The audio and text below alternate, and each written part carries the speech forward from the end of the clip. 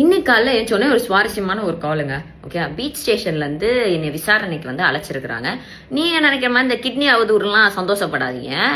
அதாவது நான் 2 வாட்டி கமிஷனர் ஆஃபீஸ் வாசப்படி ஏறி 2 வாட்டி கேஸ் கொடுத்துருக்கேன். மொதல் கேஸை வந்து கிரிமினல் டிஃபமேஷன், சிவில் கிடையாது, கோர்ட்ல பாத்துக்கோன்னு ரிப்ளை அமிச்சிட்டாங்க. இப்ப ரீசெண்டா நான் பிரஸ் மீட்லாம் கொடுத்து ஒரு இது கொடுத்துருந்தேன்ல கேஸ், அதுக்கும் வந்து இப்ப வரைக்கும் கூப்பிடலாம், விசாரிக்கல, எந்த ஒரு ஆக்ஷன் எடுத்தாங்களான்னு எனக்கு தெரியல. ஆனா என் கேஸை எடுக்கல, பெண்களுக்கு இவர்களால பாதுகாப்பு இல்லைன்னு வல்கர் வாரியர்ஸோட அனில் போட்டோ போட்டு ஒரு கிராஸ் போட்டு பீச்சில் போர்டு பிடிச்சி நின்றுட்டு இருந்தேன்.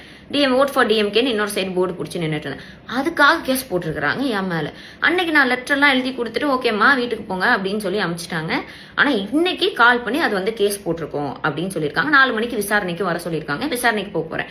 ஆனா இதுல ஹைலைட் என்னன்னா, அலிஷா அப்துல்லா அக்கா வந்து ஒரு கேஸ் கொடுத்தாங்க. அவங்க கேஸ் கொடுத்த மறுநாளே திருச்சி சூர்யா அரெஸ்ட், நேத்தோ முந்தா நேத்தோ முக்தாரனாவும் அரெஸ்ட். ஓகேங்களா, நல்ல பாராட்டத்தக்க கூடிய விஷயம். ஒரு பெண்ணு வந்து அழுதுருக்காங்க, அவங்களோட குறைகளை சொல்லியிருக்காங்க, அதுக்கான ஆக்ஷன். எனக்காக ஆக்ஷன் எடுங்கன்னா ஏன் மேல ஆக்ஷன் எடுக்கிறீங்க?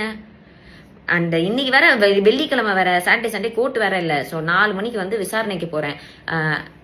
ஆர்எஸ்எஸ் பிஜேபிக்காரன் கூட இவ்வளவு கேவலமா கீழ்த்தரமா நடந்துக்க மாட்டான். உங்க ஆட்சியை நினைச்சு உண்மையிலே பயமா இருக்கு. பெண்கள் யாராச்சும் வந்து டிவிக்கு அகேன்ஸ்டா கேஸ் கொடுக்க போறீங்கன்னா முன்னாடியே யோசிச்சுக்கோங்க. நீங்க கொடுக்குற கேஸ்லாம் எடுக்க மாட்டாங்க, உங்க மேல புதுசா ஒரு கேஸா போட்டு அனுப்புவாங்க. ஸோ ஜாலியா அந்த ஆட்சியை வந்து என்ஜாய் பண்ணுங்க. போயிட்டு வந்துட்டு நான் வந்து மீண்டும் உங்களை சந்திக்கிறேன்.